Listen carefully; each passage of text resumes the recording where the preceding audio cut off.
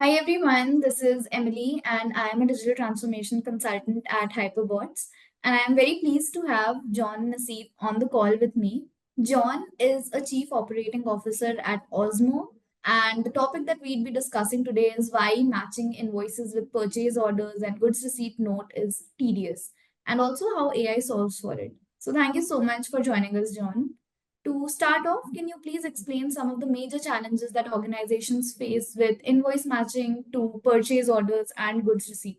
The fundamental issue is vendors want to get paid. And you've got all this purchase order process up front to get approval for payments, and accounting isn't going to release the funds until you've verified that the services have been done or the goods receipts have been received. The holdup is usually the vendor calling up their contact within the company and saying, "Where's my money?" And then you've got to verify, well, did they do this work? And then you can pay them. And accountants love paying people, that's fine, but they want to make sure the boxes are all checked. So, can you provide an example of how complex matching requirements can affect the invoice processing workflow? So it's just usually it comes down to data disconnects. There was like a plan when the PO was created, and then the invoice has something slightly different.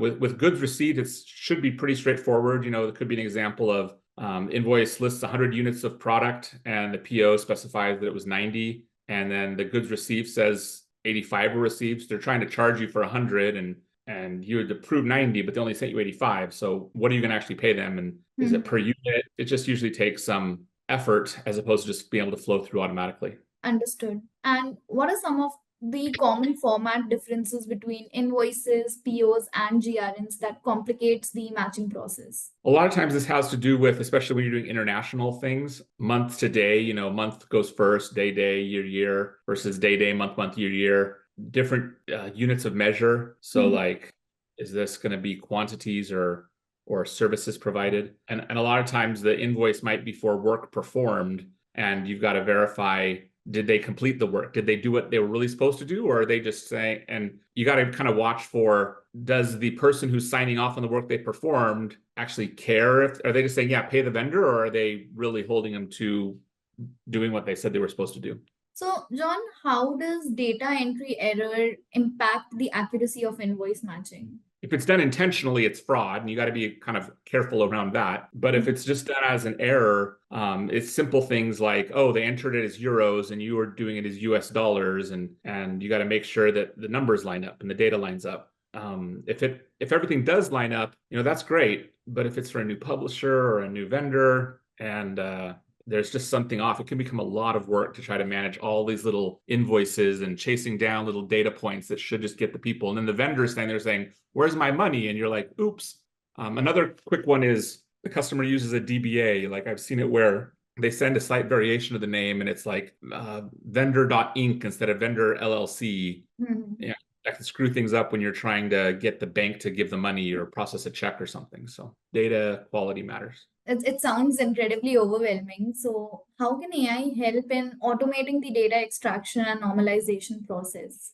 Unfortunately, it's a data quality problem that isn't hugely value add. I mean, it's important to get the vendors paid and that the process works through, but if you solved some data quality issue that's holding up things, all you're doing is removing bottlenecks, and it's not strategically helping the company much. So it's important to avoid these, is what I would first recommend. And one way to do it is to use AI first before you send a PO, or on the vendor side. It can help kind of just reconcile against the PO to help identify if there were issues before you even send them, so you can get paid if you're on the vendor side. If you're on the receiver side or trying to send the money, same thing. AI can flag those errors quickly so that it doesn't have to get. Ideally, it might even flag that, and I've set it up where it sends it to the account owner. It's kind of the business owner of that, and they can identify and resolve it before it gets to accounts payable trying to pay the money. And then whoever's managing the relationship with the vendor can fix the thing. So AIs can be really helpful at identifying those data quality errors we were talking about before it becomes kind of a missed expectation, and everyone's just calling up and beating up on your accounts payable clerk and saying, "Why would you send the money?" And he's like, "I can't yet." So Got it. And what role exactly does AI play in detecting and correcting errors in invoice processing? the main thing again is identifying common errors in the documents. different typos, incorrect item codes, looking at historical data trends and patterns. There's things that, if a AP clerk is just looking at hundreds or thousands of payments. I remember one time I joined a new company and the accounts payable clerk, for whatever reason, hadn't been processing. Well, they didn't have money. That's why they hadn't been processing payments when I first joined. And there was literally just his entire desk was stacked up. And every day, new payments, invoices would come in and it'd be higher on the stack. And so this poor guy was trying to enter stuff as fast as he could. He spent all day long entering stuff, and we automated as best we could, but it's so painful. So AI, we did OCR and all the normal things you think about, but AI could really have helped that guy. And I was able to coach him, and he's having a great career now, but that is painful work if you don't have a good tool to help you out. Also, can you explain how AI algorithms detect anomalies and discrepancies in invoice matching? AI is very effective at identifying patterns that, unless you're really focusing on things, you just wouldn't catch as I'll say, as a human. And so being able to pick up on those discrepancies in quantities, prices, item descriptions, looking at all the different variables and seeing how they align and identifying what's an anomaly. Again, you're trying to process so many and you're trying to just push through things, and you might not pay attention to that vendor and what he did last time, what he's supposed to pay next time.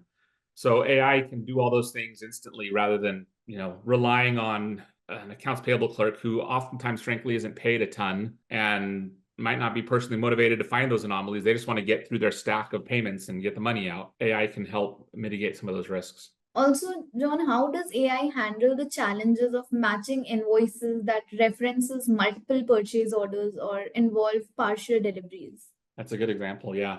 It's simple when you train about in like accounting 101, they say, here's an invoice and here's your PO and here's two-way match or three-way match, and everything lines up and you just move on. Like in principle, that sounds fine, and everyone can get their CPA and say it, or even better, auditors love to do that. Show me your three-way match, and here, show me all these invoices, and they're kind of like get frustrated when everything doesn't line up perfectly. But in reality, things do have multiple POs to one invoice or all these different things, and you don't want to push back on the vendor and say, give me different invoices, because that'll slow down getting the service. So trying to figure out how do these things all line up across a big PO and multiple POs to the invoice.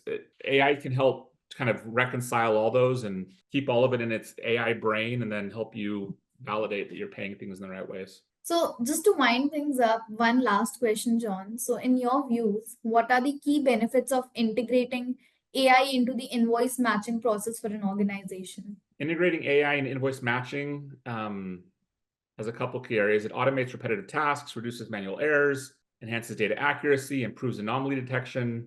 Basically, I would just say it helps you get the job done the way that you think it should be done in a fast way, and it protects and mitigates you from risks of errors that either be costly because you send out too much money that you shouldn't have sent, or costly because you didn't and the vendor's upset.